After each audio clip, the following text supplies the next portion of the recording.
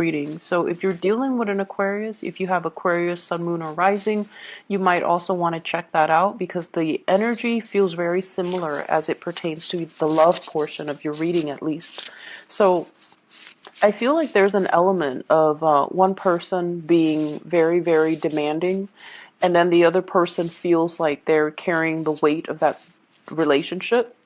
And they're the other person, whoever it is, the energies can flow, both ways. But I feel like one person feels like their their partner is very demanding. Their partner is asking the world of them, and the other person feels, like they're bearing the brunt of the relationship. So whichever side of the coin you're on, it would be meaningful if you're dealing with an Aquarius to check that out. Okay. So the messages that I'm getting through both of these spreads for you is I feel like, a lot of you are no longer bound to unhealthy relationships. A lot of you are choosing to release control in a situation, release partners, release tension, release conflict, and also to kind of let your partner be. That's what I'm feeling. Let them get where they need to be before they can be a good relationship partner for you to invest in.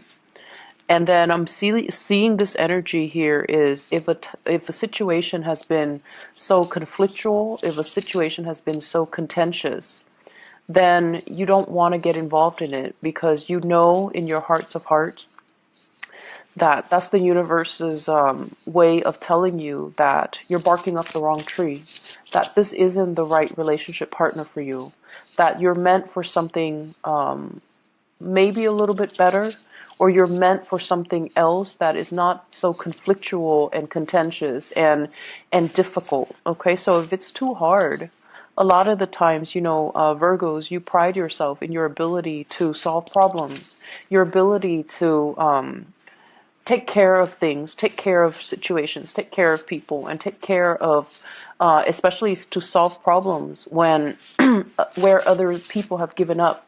For you, there's honor and loyalty in that.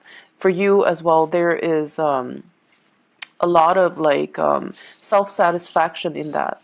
But at the same time, I feel like a lot of the signs are pointing you towards the fact that sometimes if it's too contentious, it might not be in alignment with your soul's purpose, and it might not be in alignment with your path any longer. And as a result of that, you kind of need to wash your hands of it because holding on to it tightly or even retaining it, I feel like it's going to prove to be a huge burden for you. Okay.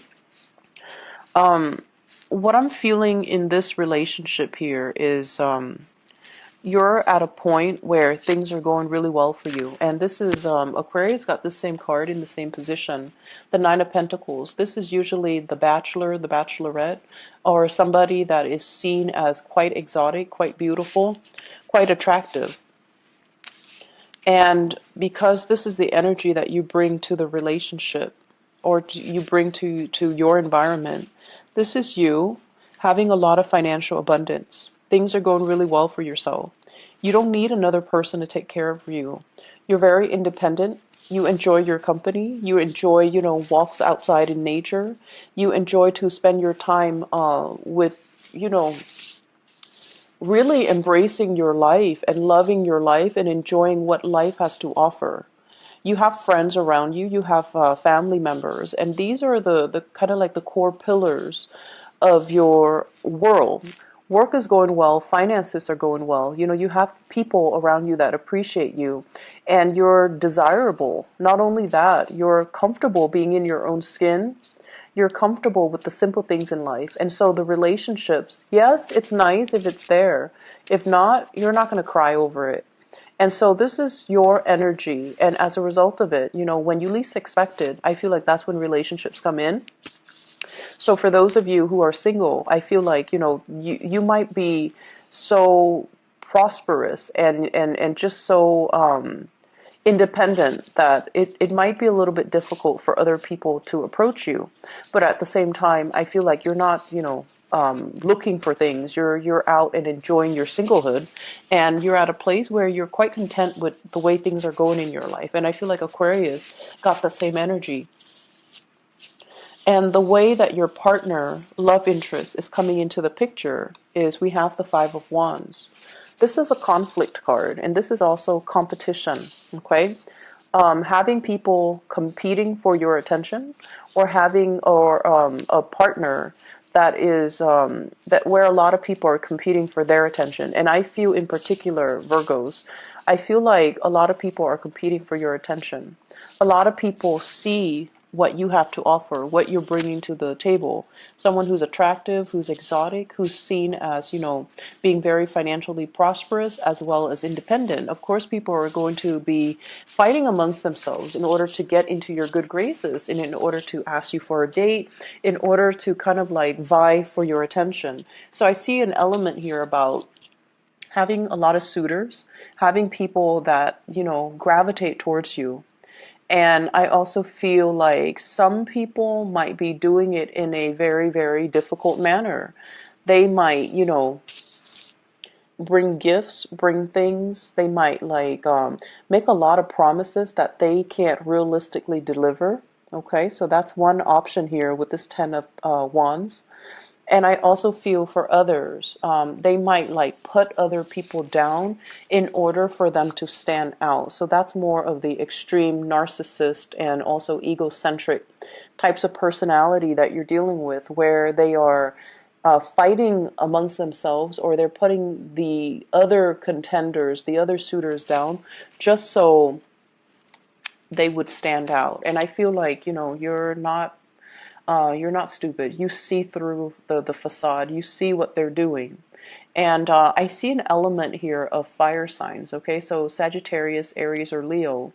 The really, really alpha male, alpha female types of energy that wants to dominate, that wants to control, that wants to stand out, that wants to win you, and they see you more as like a possession, a prize, rather than something that, like a human being. They see you as more of the end goal, and they don't really see you as the person that you are, as an individual, and they might not appreciate everything that you have to offer.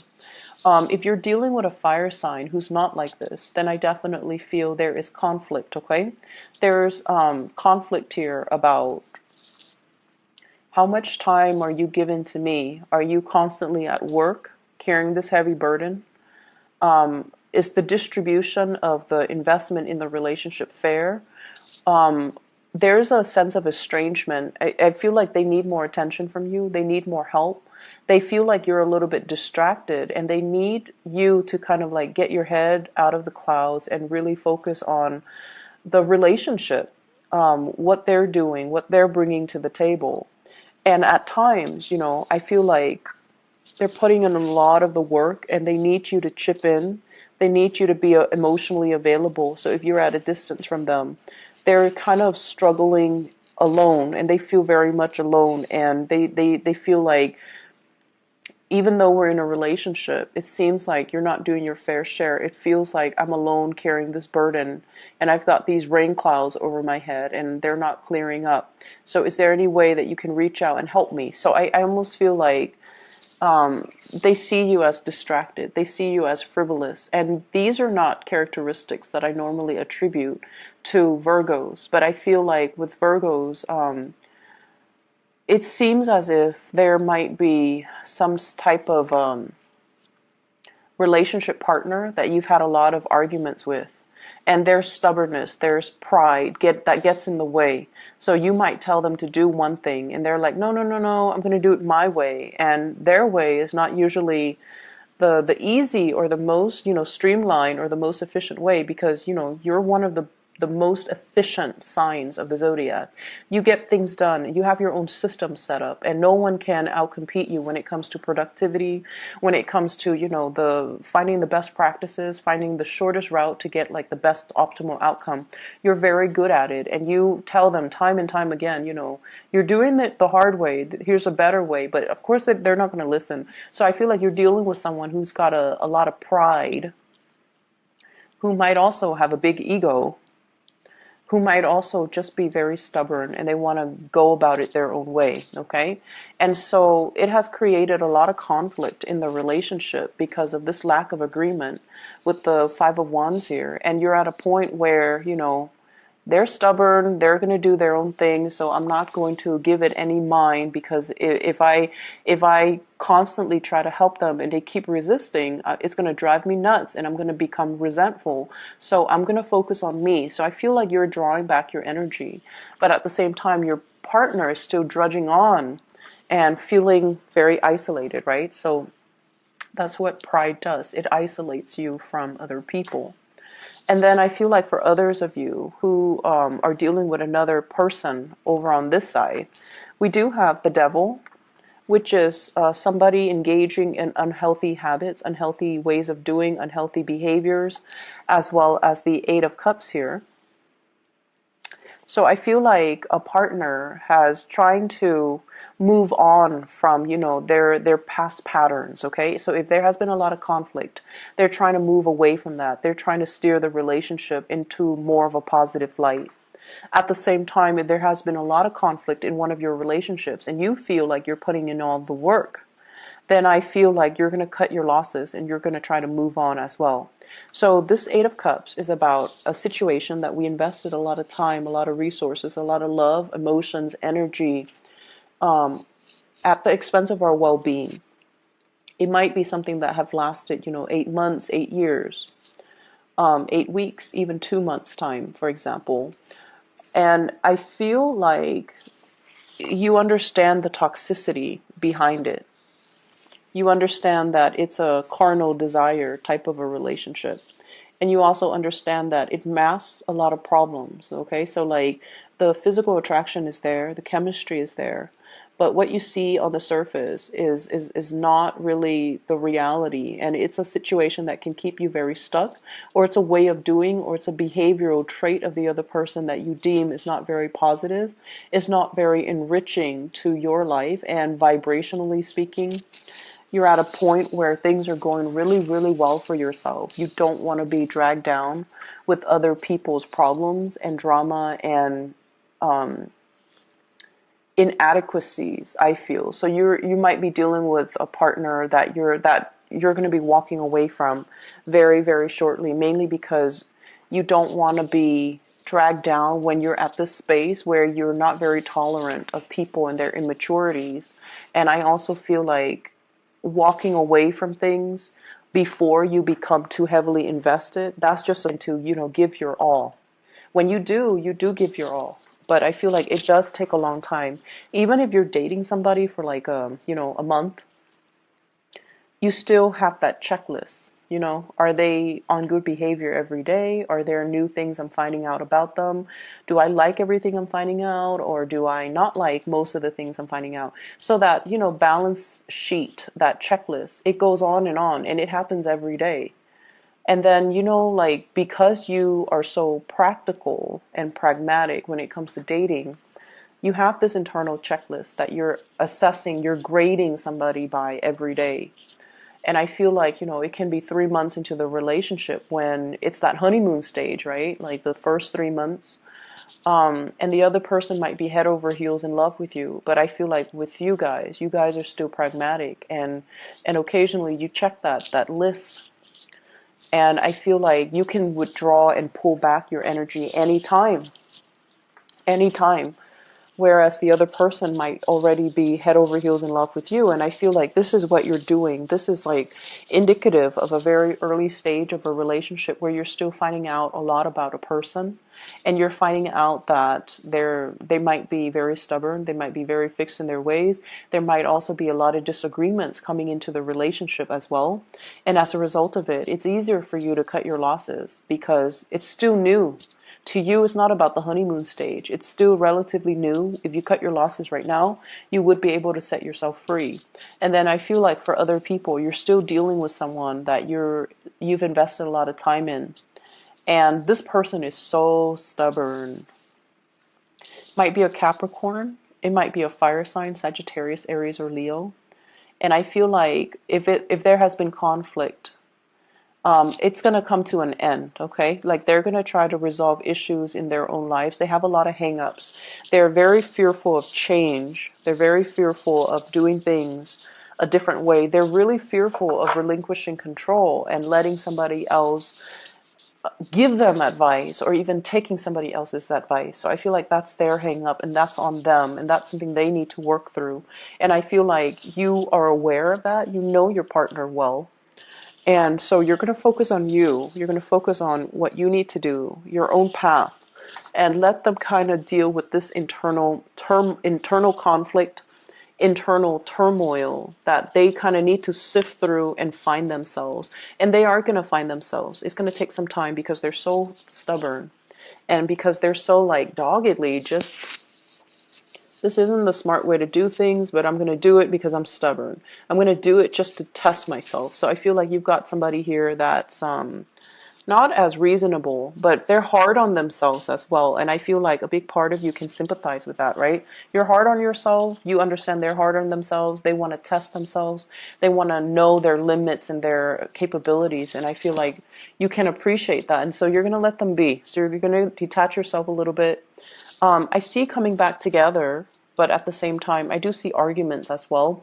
So ease up on your partner, okay? Let them deal with their own things. If you tell yourself, I'm just going to focus on me, really take that to heart and focus on you. Don't focus on you and then, have like constantly look over your shoulders to see what they're doing. Because I feel like, you have to be all out of it or all in it. Okay, you can't like, straddle the fence here because then they're going to sense it and they're going to say like you're backing out on your words or you're backtracking on what you have to say. So I feel that energy. Leave your partner alone, let them sort out their things, and then they'll come back to you when they're all better.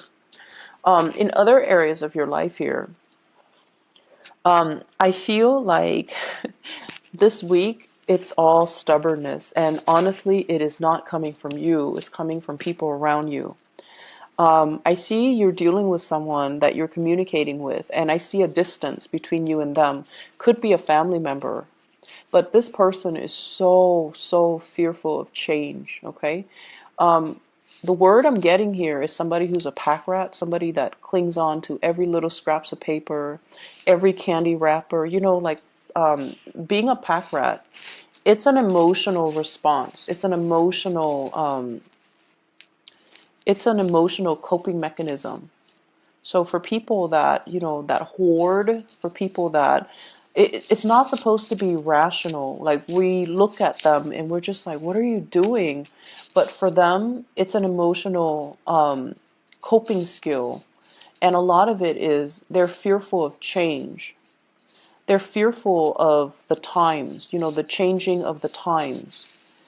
The things that I need and the things that I'm used to are not going to be around anymore.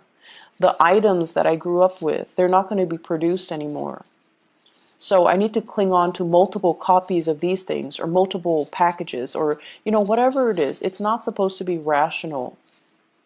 Some people collect candy wrappers, some plastic bags, some paper bags, whatever it is.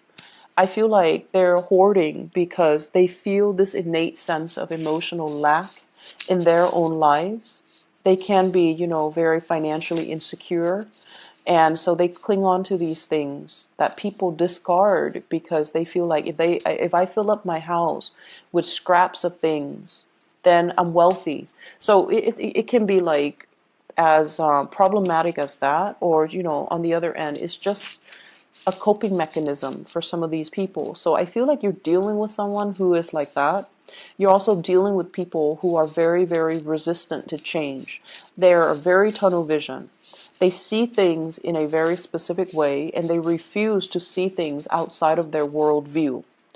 And we have here the Four of Pentacles, and this is what led me to say, hoarding, someone who's a pack rat, somebody who clings on to situation, who's controlling, and who is not able to see things from outside of their perspective. And I also feel like deeply, they feel very, very isolated, okay?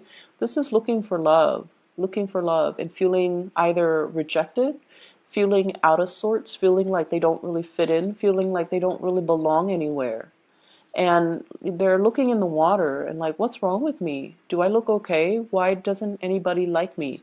So for some of you, you might be dealing with people that have a lot of deep internal emotional issues, and you're providing the kind of like the analysis, the assessment, or you're providing some type of a breakthrough therapeutic, type of some type of a therapeutic breakthrough, excuse me, for them. You're kind of allowing them to lift the veil and to see reality for what it is.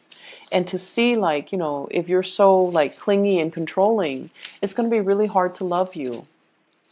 Okay? And then some people you might notice, they feel that control is about love.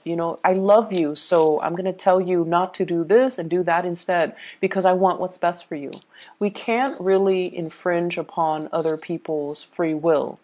We can advise them, but we cannot prevent them from doing what it is that their heart desires, because it is their path in life. It is their destiny to live to their full potential and exercise their free will. If this is an energy that is manifesting within you where you're trying to control other people and tell them what to do and kind of like run their lives for them, you need to check yourself, because I feel like there is going to be the rebelliousness. Okay, so whatever you're hoping to prevent, like, I want what's best for you, so you cannot do this, you have to do that. And I feel like over time it's going to create resentment. It's going to create a backlash as well. So you want to be very careful about, not infringing upon other people's free will. So I see the element here, and I feel like for most of you, you have enough self-awareness to know that, you're not on the giving side of this energy. You're more dealing with those types of people and trying to make sense of it for them, or trying to reframe and rephrase things so that they can see their behavior as being quite problematic, and, so that they can fix it. So I feel like you're bringing clarity to a situation where there's a lot of fog for the other person. And I also feel there are opportunities here for travel. And this is a little bit more like things that are planned, 2 months in advance, 2 weeks in advance. And I feel like they're not like long term travel, but I feel like there is an energy of expansiveness about it. Okay. So this is like the invisible hands around, working behind the scenes to facilitate travel, to ease travel, or to allow things to kind of culminate and come into the picture for you.